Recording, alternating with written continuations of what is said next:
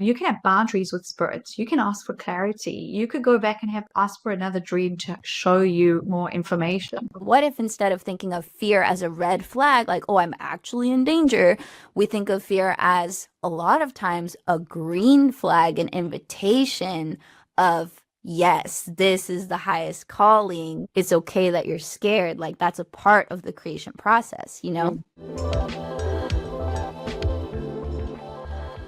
Hello, hello, High Vibin It homies. Welcome back to High Vibin It. We are so excited to be in our recording flow again. We've been on break for a while. We've been doing some big things in the background, guys. I've been working on my next book called The Manifesting Fix. Lynnsey just launched an app, the Aligned Your Mind app. So we are just making magic happen. And we had to take a little break because we're all about quality over quantity. We weren't going to half-ass everything all at the same time. We're like, okay, we're going to dedicate ourselves to this project, take a short break, and we'll be back. So now we are back in the recording flow. You can expect episodes every week, which is exciting because we haven't done that for a while. I'm excited. Yes. I'm excited to be back and doing weekly episodes. We'll see how it goes. Yeah, I think it'll be good. So welcome back to the pod. We're excited. This is Kelsey. Also, Lynnsey, introduce yourself so that new people know. It's Lynnsey here. Yes, and we're both just spiritual nerds on the alignment journey. Or are we doing like the intros? Oh. I mean, I was just going to give a quick intro since we're coming back at it. Coming back at it. For those that don't know, we're, mindset, manifesting, self-love. All about that self-love vibe. Kelsey is an author and an amazing one. I'm not so much an author at all, but I do love to help you rewire your subconscious. So we are together, the dynamic duo. And today we have a really fun guest. I wanna shift the focus. Let's talk about Athena. Yes, Miss Athena. We're so excited to have Miss Athena Laz. She's a Hay House author. She's a best-selling author. Her new book is called Women Who Dance in the Dark, Awaken Your Inner Seer Through Myths, Dreams, and Stories. And she has a gorgeous new oracle deck called Sisterhood of the Seers Oracle, which you guys are going to love. If you're in our Patreon, you've been getting some sneak peeks of her cards already. And all around, she's just a very magical woman who's an expert in dreams, intuition, consciousness, spirituality. And her whole mission is to help people live their most attuned lives, which is why we wanted to have her on the show, because very high vibe, very aligned with what we do here at the pod. So welcome, Athena. Hello, you guys. I'm so excited to be speaking with you both. This is going to be so fun. Can we talk about how you got here, like your story, in case people don't know who you are, if you're introducing yourself to our audience? Maybe some people are unfamiliar. I want to know the ups, the downs, whatever you feel like sharing about kind of what got you to this day, this podcast, talking to us. How did you become so magical and so mystical? That's what we want to know. Magical, yes. So I think my path has been kind of an interesting one. When I was a child, much younger, I still do, but I had a lot of dream experiences and I would see a lot of things. I would see spirit, right? Like in the room. I would get a lot of intuitive hits. And I didn't know at the time that that's what I was doing, that I was lucidly traveling or astral traveling. I didn't have language for that. And I was lucky enough that my parents are pretty open-minded. So it was something, I wouldn't say it was like cultivated in me, but it wasn't something that was like deeply shut down. But I was taught that it was being intuitive, being psychic, being able to tap in and speak with nature or your guides or whatever it is, was something that you could do, but wasn't necessarily something you spoke about in like the world at large. And so that's how I functioned in the world for a very, very long time. And when I hit my 20s, I had no idea what I wanted to do. I was working in this esoteric shop. I had been working in restaurants in like recruitment. I had done all these random kind of jobs. And one of the girls who worked with me, her name is Laura, and she bought me Louise Hay's book, You Can Heal Your Life, as a birthday gift. And at the time, being who I was at that point in time, I remember thinking like, I don't need to heal. Oh gosh. Getting like the total ego of it. And we've all been there. We've all been there, right? But it was one of the greatest gifts anyone had ever given me. And I opened the book and I at least had the good sense to read it, right? So even though my ego was like, there was a part of me that knew I needed the book. And so I read the book and it felt like someone switched on a light in my mind that I could have awareness around my thinking. And that kind of led me to psychology, and I became a psychologist. But at the same time, I remained in that shop and I trained with like a Kabbalist and a shaman and metaphysical teachers. And I just was like learning and absorbing at that time. But still, my world was split, right? So I would go to university, it was like psychology, speaking to people about that, and then going into these other spaces and like developing spirituality. And so it hit a point, I was lying in the garden one day, it was like 2016, and I heard, like it's time to heal this, to like go online. It's like no more hiding in a practice, no more splitting. Like you have to show up as like the full version of you. And to me, that was a very frightening thing to do. I'm actually a naturally introverted person. It wasn't something that I was like, yes, this is, like, oh, I was excited, but really scared at the same time. And so whilst I was sitting in that garden, I said, like to my guides, to, like non-physical, I said, okay, if I'm going to do this, then I want to feel deeply supported and I want it to feel easy at the beginning. And so I committed, and it was like 10 days later, I was kind of figuring out how to do this. And I ran into someone that I hadn't seen in like literally like 17 years, since we were kids, right? And she said to me, she was like, what are you doing? And I said, this is what I'm wanting to do. I'm going to write books. I'm going to show people how to access spirit and their psyche through dreams. I'm going to show people that this is actually totally normal, that the split needs to be healed like collectively. And I know that personally too. And she said, you need a column in a magazine. And I've just become the deputy editor of Cosmo. Come and write. Right. And so it was like, this like alignment, this flow, this attunement. And that's kind of how I got started. But that was a while. That's like before the books and all the things. But it really was the moment that catalyzed me into this pathway. And so here I am, like 2 books later, an oracle deck later, speaking to dreamers all over the world. But it did take a lot of courage,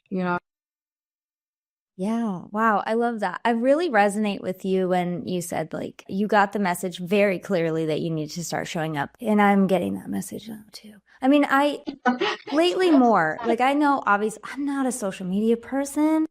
I'm just not. But some days I'll go on and I'll be like, I'm so glad that I did this. I feel so good. That's Kelsey every day. She's like, she has something to say. She's like, why not just get on and say it? But I'm like, once the camera's on, I don't know what to say. So I love that. I think I needed to hear that part where you said, I just asked to be supported and to let it be easy. And so I'm declaring it now. It needs to be easy and fun. It's fun. It really is. Like I just pulled the inspiration card from one of my decks for myself, and I was like, this is not random. So I put it in my binder of my content. I'm just going to see what happens. But it's so funny that you said that. And anyone else who needs to hear it, you can ask for that. You can ask for it to be easy. I think that's part of what we need to talk about today is letting it be easy. Right. And I mean, the part of your story that stuck out to me was the part where you basically summarized how you were a little scared, you were a little intimidated, but you didn't let that fear stop you. Yeah. You still did it. And it's so timely because I was literally just writing in my book. So my book is like a manifestation resistance troubleshooting guide. So like working through your blockages. So of course, there's a whole chapter on fear. And in that chapter, my main encouragement to people is that like fear itself is not a problem, right? It's how you relate to the fear and how you respond to the fear. That's what's going to determine whether or not you go for your dreams or you let it stop you from going for your dreams. So I think you're just such a beautiful walking, living example of feeling the fear, asking for more support, doing it anyway. I'm literally getting goosebumps as I think about that. So I think that's a big message for lots of people listening because honestly, anything that's like really worth doing is scary. It's going to be scary.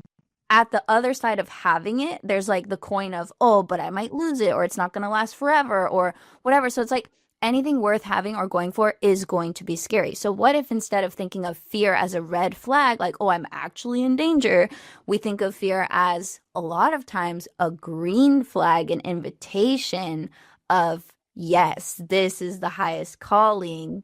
It's okay that you're scared. Like that's a part of the creation process, you know? And just a reminder, fear, anxiety, and excitement have the same symptoms. So Yeah. you can just be like, Totally. what if I'm actually excited about this? What if I can let myself just be a little excited? You're feeling the same thing, but there's so much different, deeper feeling behind it. It feels so much better. Yeah. And how cool that now you're a Hay House out there, and it all started with Louise. Yes. Look, oh my gosh, like I know. such Full a circle. mystical full circle moment. I love A that. total full circle. And I love what you're both saying, because I think part of it is recognizing that like you're going to have, well, at least for me, whenever we're asked to shed a form of identity, right, which is something that I talk about in my new book, right, there's always a part to me where it will feel like fear, anticipation, and excitement. And like you're saying, right, Lynnsey, that can be so easily mistaken the one for the other, and also that you can actually hold multiple feelings at the same time, right? Like fear and excitement, and then it could just literally be like your Monday morning and you're not even at 12 p.m. Right? I think that's part of the staying the course in a way, is leaning back into, like, I think that's something that as I've gotten older, like how quickly can I lean back into the part of me of that greater awareness, and that does that when I'm in connection with that feeling state is not there. It feels much clearer. It feels much easier. It feels much more in tune, right? And not to say that I'm in that state all the time. I wish I'm really not, right? But I think that repair time becomes like smaller and smaller, and the trusting becomes much, much easier, Yeah. So it's all a journey. And that's important too. I think people need to remember that it's never going to be a moment where you're just fine all the time. It really is just about letting that time when you're not fine, letting yourself navigate better through those times so that it doesn't feel as excruciating you are in those moments. I like to think of it as like getting better shocks on the car. You're still going to go over the bumps, but how you feel them changes. Yeah, it's never going to be fixed completely. What are we doing here if we're just trying to get to perfection here? Come on. Exactly. There's no arrival point as well. I think that's something that also happens to people, that like sometimes you think there's an arrival point, like there's this thing, and you may get what you want for sure, but there's always something else to like arrive at, right? And arriving back to me is just coming back to yourself truly, like your true nature, and I think we see that so beautifully when we're doing the practice, Yeah, let's talk about the practice. Let's talk about it, because I'm sure everyone's like, okay, that sounds nice. I want to come back to my truest, most relaxed, most trusting, most expansive form as often as I can. But maybe what are some of your practices that can bridge that gap from like, okay, we're excited, we're anxious, we're fearful. Let's return back to the truth. How can we do that? Okay. So to me, I'm going to backtrack a little bit to kind of set the tone for this, I think. So part Please. of the motivation for me writing Women Who Dance in the Dark is that I feel so many of us are feeling like collective fear. And then at the same time, having that disconnect that we're speaking about, right? Like, so how do we come back to this place within that is steady, that is like balanced, that knows harmony and can operate in the world from that way? And so when I was writing my first book, The Alchemy of Your Dreams, right, this is in 2020, I had written a passage, and the passage is like one of the most, people write to me about that passage, right? And it's worded something like this. It's like, it's about the unseen and the seen, the waking world and the dream world, and you as the bridge between the two. And when I had written those words, I was sitting on my bed. It was like peak collective chaos, and I heard the word medial, and I was like, oh, that's kind of, and I knew it was like an intuitive hearing, so I know to listen to that. And I was like, oh, medial, okay, I know that medial means like center, middle, but I'm like, there's something here, let me look at this. And so I typed in medial into Google, and of course the medial archetype popped up. And this is like a relatively unknown archetype. It really isn't something that is in mainstream consciousness yet, but it is, in my opinion, something we're going to experience, right? And the archetype is very much the archetype that helps us bridge these things, right? So when we're feeling disconnected, we need a bridge to feel connection. When we're feeling like it's us versus them, we need a bridge to remember that there's actually no separation. When we're feeling like there's physical and non-physical, we need to remember that actually we're both at the same time. There is no separation, right? And so this archetype, I really felt like, oh, I remembered that there was this part of this archetype. And so I typed an email to my agent and I said, this is the next book. This is the book I want to write. And she said, okay, just make sure that you could get your dream book out first and all the things. And at the time I was like, I really wanted it to happen kind of quickly after the first book. And I needed to like wait a while to do that. And I know that archetypes, much like our own spiritual journeys, our journeys in life, sometimes the timing is kind of out of our hands, right? But the journeying is part of what I feel returns us to that place, you know? And so like on a very pragmatic level, when we're working with any practice to return to self, right? It can be through meditation. It can be through dream work. I like lucidity. I teach a lot of that through intuitive practices. But something that the medial archetype taught me, that being in relationship to this, right, is that actually it's just a state of awareness. And that splitting is a state of our awareness, right? And to return to a place that can hold a greater awareness is actually very simple. That what's difficult nowadays, right, is that we're so disconnected because we have so much information coming at us. And so I think part of that is just recognizing that like we actually have the ability to do this. The ability to tap in is actually much easier than we often think. There are tools that can help us, but we're actually remembering part of our true nature. And so in the book, I share like a lot of tools and techniques that people can use, but at the same time, they are there to get you to a point to remember that you don't actually need anything, right? But we can hold both things at the same time. So it's very much like a this and that situation, right? Where we can return to our practices when we need them, but then at the same time also ditch the practices because we know we can.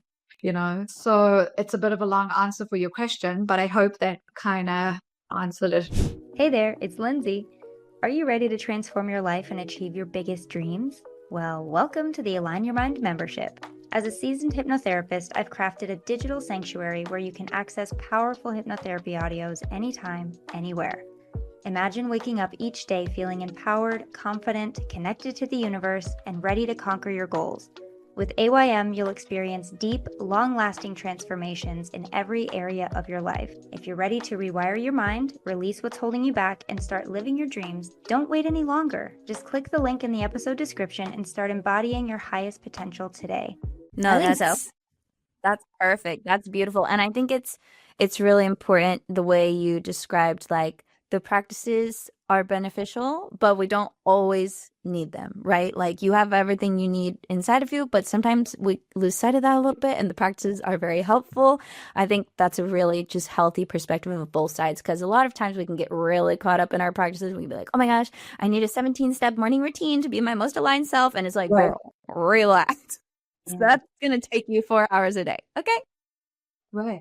And then again, when you're in distress, right? If you need that 17 practice, then have it and lean into it, right? I think it's part of we're living in a culture and a time where everything is so defined, you know, and generalized, that I think we need that nuance back, you know, then discourse to understand that, like, actually, if you're brand new to manifesting, buy the books, because you don't know. You need the tools and techniques, right? It's the same with lucidity. It's the same with psychic development work. Like you need the tangibles, right? But then at a point, there comes a point where you have to kind of almost like go, okay, where do I stand without all these things? So like collectively we see that, like, what if everything was stripped away? What remains, right? And so that was kind of the question for me, like with this book, with kind of the experiences I was going through, like what remains when, like, if everything was stripped away from you, right? What are you at the core of who you are? And I think that that can be a very frightening question, but it can also be incredibly empowering. What's the first thing that comes to your mind when you think of who you are at your core? Like if everything was stripped away, I'm going to go Kelsey first. If everything was stripped away, what's the first thing that comes to mind of who you actually are? And it's less of like a thing that comes to mind, and it's more What of comes to like your heart? a feeling. It's more of like a Yes. feeling for me of like floating. It's like a feeling of floating or being supported or like being in water, just existing in peace. Yeah. Pretty much all that's there. First They thing, go down to that. the first, yeah, I mean, that's the essence. It feels like essence, like what your essence is. And mine, the first thing I heard was, I'm a spirit. Like at the end of the day, if I don't have anything else, I know I can tune in, I know I can ground, I know I can connect up, and I can find my equilibrium. Some days easier than others, but that's the one thing that I don't think anyone can, that no one can take that. Once you have it, once you find it, unless you're giving it away, no one can take it from you. And that's, I love that reminder. I invite everybody to ask themselves that. Who am I? What am I? What do I have if everything else was taken from me? And get a little bit of that power back. Yeah. I'll be floating with Kelsey. I was about to say, I don't think we even need to like, I'm like right there with you. I'm like, yes, that's a nice feeling. Yeah. It's close to it, right? Like the essence. Is that what do you have, Athena? That's not accusatory. I meant it in such a nice way. What How would you have? describe Yeah. your essence? You know, I guess I think that it's kind of like what you were saying, Kelsey. Like it's when like you're in a space of being, right? Like for me, it's kind of that like it feels like a watery space of not having like symbol and object, like not thinking in a way. It's exactly that. You're returning to like a state of being, like a state of resonance, you know? Yeah. Resonance. Beautiful. I like that. Yeah, because like when I tune into the imagery and the feeling, like psychically, it's like I can tell that I'm an individual part of the whole. Like, let's say it was an ocean, right? And I'm like some of the water in that ocean, but also like a powerful force where if I do something, like it will make ripples. So, like, connected to the rest, and also like being supported, but also being powerful to affect and influence. That's like how it feels for me when I feel more into it. It's beautiful. Thanks, guys. So cute. Lynnsey hasn't said cute one time this show. I'm like, that's the highest compliment from Lynnsey. Have I grown out of it? Maybe I've grown out of it. Maybe that phase is past in our hibernation. I am here for the evolving. If you don't say cute no more, I'm just, I'm never going to say juicy. That's never going to happen. Except for right now. Some things are just too juicy not to describe them as juicy. I'm sorry. Can't do it. Physically, my I cannot do it. Anyway. This is fun. Okay. So where do we want to go next? Actually, I know where we want to go next. Can we talk about dreams? I knew you were going to say that. Can we please talk about dreams? Because we're coming off of eclipse season. I think people have probably been having kind of crazy dreams. I was inspired the other day. So I went to a football tailgate for my brother-in-law, who still is very young and plays football in college. So we went to go watch him in the game. And some of his friends were there. And there were these two young women who were new cosmetologists. And I'm a cosmetologist, so I was trying to like chit chat with them and talk about it, whatever. And the one girl told me, she was like, yeah, I wasn't sure if I wanted to become a nurse or a cosmetologist. And I was really back and forth on it for a long time. So I told God to send me the answer in a dream. And I said, please show me a very clear dream of what I'm supposed to do. And so, of course, like that night, she got a dream of herself doing hair. But then, of course, she didn't like trust it fully. So she was like, okay, God, send me another dream if this is really what I'm supposed to be doing, right? So she asked for another dream. Of course, she received another dream. And in that dream, like it was very emotionally clear that like she was enjoying herself doing hair, bonding with people and making them feel beautiful. Like she really just felt like so happy in that dream. And she was like, that's how I knew. And then I chose cosmetology. And I was just so like, yes, girl, get that divine download and guidance, and just ask directly for it in your dreams and you will get it. And so I was inspired because I'm on my way out of cosmetology into my author era, my dog mom era. Might throw some sourdough in there. We'll see. But basically, I was like, okay, I want to do the same thing. I'm so excited. So I asked God, I was like, send me a dream for like when to retire from doing hair, because I'm not so clear on the timing. I'm just clear that I'm supposed to do it. And I got this dream where I was with my coworkers and they were stressing me out. And she was like, do my hair, my coworker. So I was like, okay, I did it. She didn't like it. 2 times in a row, I did it. She didn't like it. Then she fires me, goes to my other coworker, and she's like, I'm going to have Christina fix my hair because I don't like the way you did it. And I was so stressed and so frustrated and so annoyed. And I was like, girl, I can't believe you just made me waste 4 hours of my life on your hair 2 times. Like, this is crazy. And I was so upset at my coworker in my dream. It was so funny. And the next day, I just remember being so stressed. And I was like, okay, clear message. Like, I obviously want to get out. But I didn't have like a clear message on like the time of year yet. So I'm going to ask for more dreams and see what happens. But Okay, you're hang the on. dream expert. I would love to hear. And Lynnsey is she knows a lot about dreams too. Well, I think we both could bring like different perspectives Bring from it. it. But I do have to say one thing. Dreams be weird right now. I never seem to get the dream when I ask. So, well, that's an affirmation. Cancel that one. I haven't in the past. I don't have a great track record for getting the dream when I ask for it. It could change any moment. But what did happen recently is I had a dream that I was in this house, but there was a floor above, which there isn't. But in the dream there was, and the floor, the actual floor, and I knew it as like the foundation, even though it was on the second story, was doing that, like tectonic plates shifting back and forth. And I was like trying to keep the house from falling apart and trying to keep it from like all tumbling down. And obviously you can metaphor that to death. Obviously it's a really powerful metaphor, but tell me why the next day there were 2 earthquakes in the world. And I knew it in my brain. Like when I woke up, I was like, there's gonna be an earthquake. I don't have precog dreams usually. I really don't. That's also an affirmation. Cancel that one too. I haven't in the past had precog dreams, but that definitely I feel like maybe was a twofer. Feel like please guys, if you're listening to this or watching this on Patreon, please reach out to me and tell me if you've had any kind of dreams that were weird like this, that actually ended up coming to fruition in some way, shape, or form, or that felt very transformative at the moment. Because I feel like we're all kind of going through this. We're all highly attuned right now. So I think this is actually perfect timing to have this conversation. Anyway, let's go. Let's talk about it. I just had to put it out there. I love it, right? And so firstly, I think both your dream experiences and the way you're approaching dreams is beautiful, right? So like Kelsey, knowing that like you can ask and receive in dreams is beautiful. I think sometimes there's also something to timing, that timing to us, sometimes I think there is something to surrendering in the dreams, like the dreaming knows, and sometimes it just takes like a few times to get into it. So precognitive dreaming, I write about this in my book, The Alchemy of Your Dreams, right? I absolutely believe that when we dream, we are connected to spirit, to non-physical, and we're also connected to our psyche at the same time, right? Very much like how we have waking life experiences where we can receive an intuitive hit. It doesn't mean that your mind has simply disappeared, right? It's both, and it's both in the dreaming.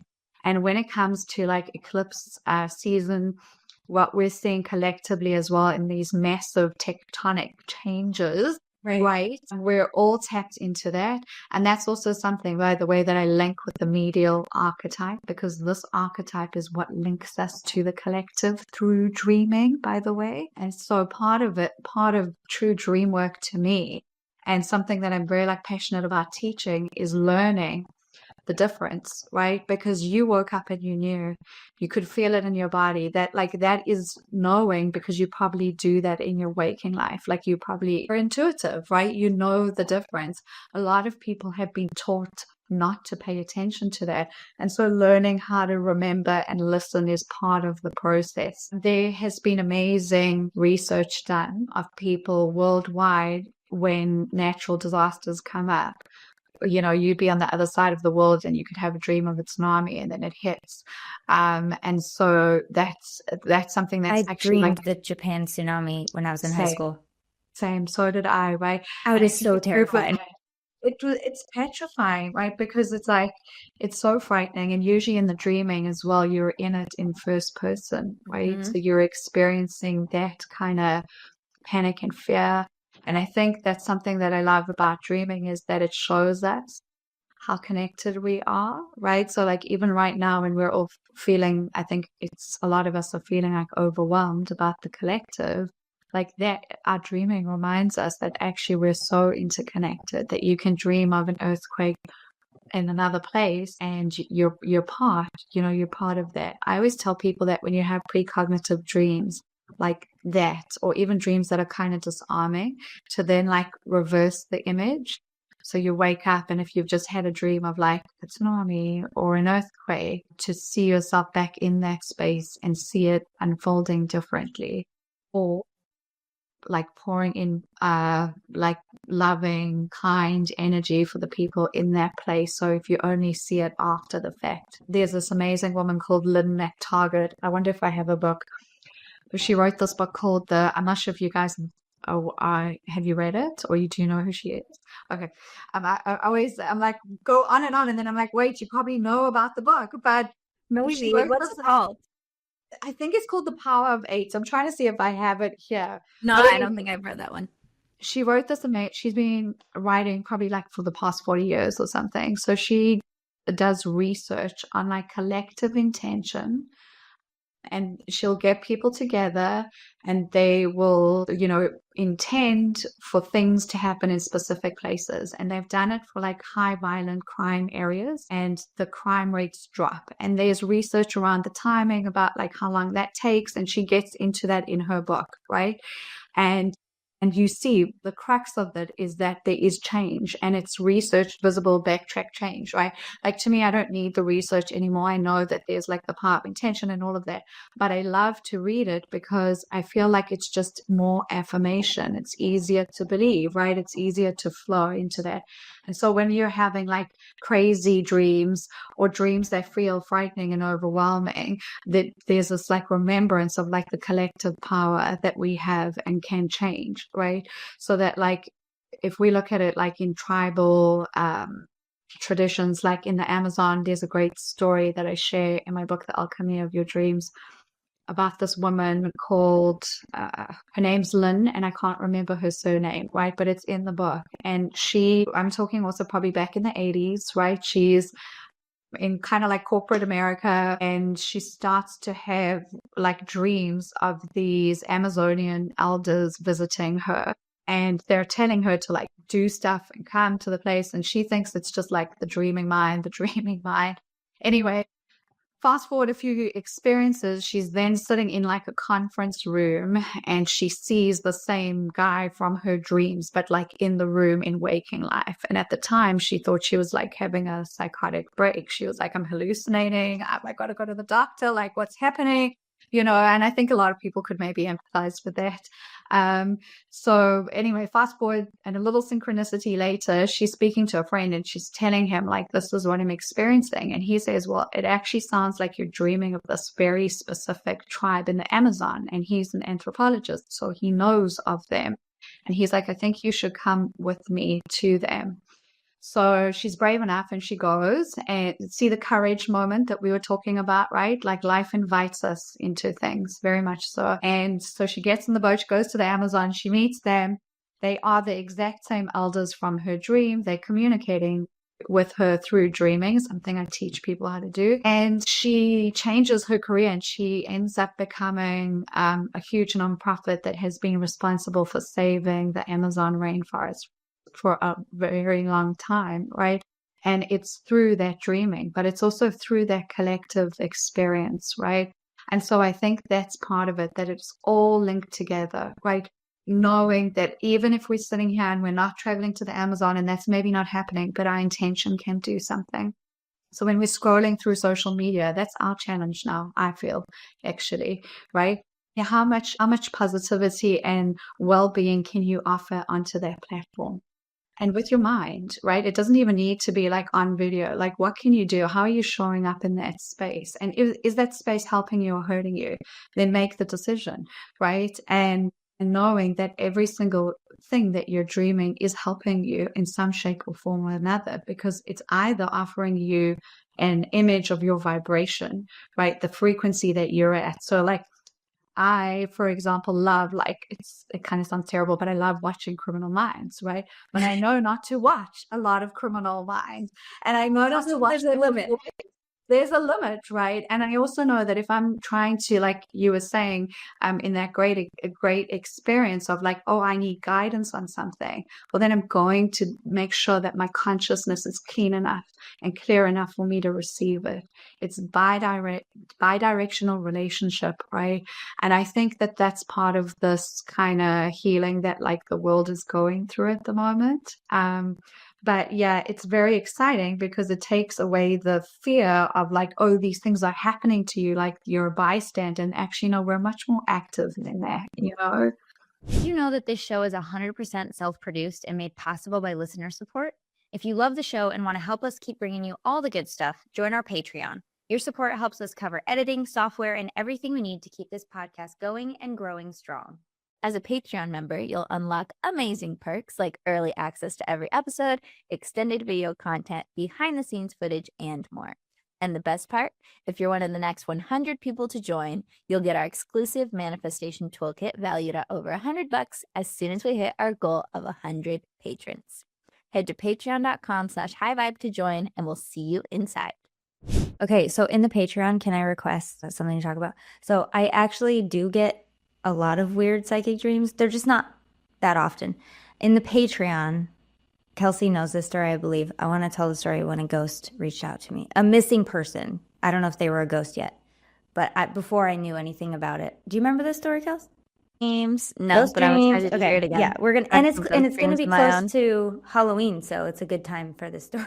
Perfect. and then before, I just want to add a little tidbit to dreams. I think that spiritual dreams, precognitive dreams, any kind of like higher self dream is absolutely incredible from a physiological human standpoint.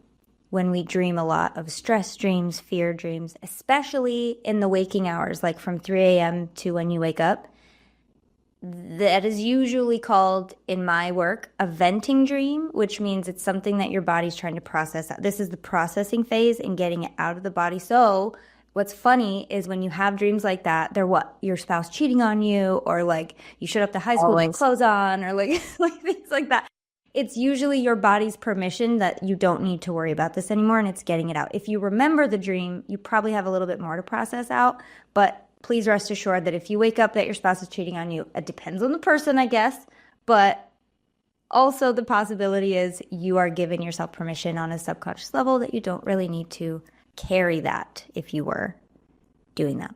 So doesn't mean it's always going to happen. Don't worry. Yeah, it does. It absolutely means most of the time it means the opposite. It means that you're actually quite safe and you don't have to carry that energy. So I hope that helps people who, I still have those dreams and I still get stressed out at them, but I do remember that, okay, Lynnsey, chill. It means you don't got to worry about it. So it does help. Wake up and be so mad at Jeff and I'm like, Devin, whoa, woman, I'm just waking up. Relax. I'm like, or guys, have you had the dream where you're the one? Have you had the dream where you're the one that's like, not necessarily cheating, but like you're the one that's like, I'm over it. And then you wake up and you're like, I don't feel that way at all. Why did I do that? I hate that. Because then you want to be so nice to them and you're like, I'm so sorry. And they're like, I don't know what you're talking about. It's crazy, man. That's funny. Weird. I love it. But also how beautiful, right? Like we're given the opportunity to process and we don't actually have to do anything, other than go to sleep and dream. Like how amazing. We're one of the most powerful processors on the planet. Probably the most powerful computer processor on the planet. Right. So. Probably. Let your body and mind do its thing. It knows what it's doing most of the time. And we know what to do, how to interrupt that if that does go a little wiry, Mm-hmm. Yes, so true. Okay, I'm excited to head over to the Patreon, but real quick before we do that, is there any like closing message that you want to give the listeners or just anything from the heart or anything that we didn't cover? And then we'll talk about like how people can find your book and stuff. Yeah, I would say the main thing that I feel is for just trust in your own ability to receive helpful information and other things, just the more you can trust that, the stronger that becomes. And it's a practice, Yeah. coming back to it as often as you need. Permission to mess up and come back again and again and again. And permission to disconnect and get sucked down the social media rabbit hole and not judge yourself for it, and then come back again and again and again. There's no perfection, Exactly. no judgment, but just like return. Yes. The return invitation, always extended. Just come on home whenever you want. Just come back. Beautiful. Yeah, so good. Oh my gosh. Thank you, Athena. This is so exciting. Tell everyone about your book, Women Who Dance in the Dark. I'm showing it here if you guys can watch the video. So gorgeous. So it's Women Who Dance in the Dark. It's all about dreaming, psychic development through the pathway of the medial archetype and connecting to spirit. And then since we've been talking about dreams so well as well, the alchemy of your dreams. Also it's half the book is regular dreaming and the other half I take people into lucidity, like lucid dreaming. Fun. So yeah, but My 9-year-old lucid dreams. I gotta ask him how. He's like, I've been practicing it. I'm like, how do you do it? I can't do it, man. I mean, I'm sure I can, but I gotta practice. He just does it. But kids are special. Yeah, I need the book. That's what I'm gonna do. I'm gonna get the book. But yes, and we will. Oh, sorry. No, you're good. I was just going to say, we're going to link to all your books and your beautiful card deck in the show notes so people can just go there, click it, easy peasy. You don't have to do a lot of searching.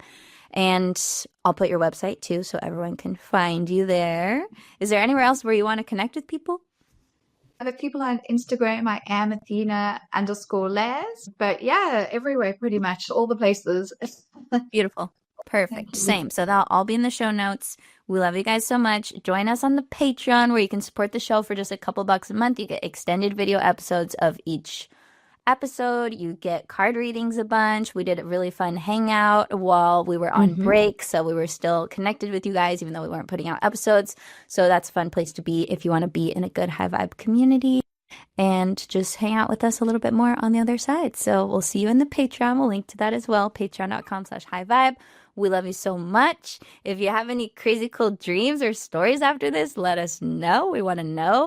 On Spotify, you can comment now. It's like becoming more popular. So leave comments. You can also comment on the Patreon. We want to hear from you guys. We want to connect with you guys. And we love you so much. We'll see you in the next episode. Bye.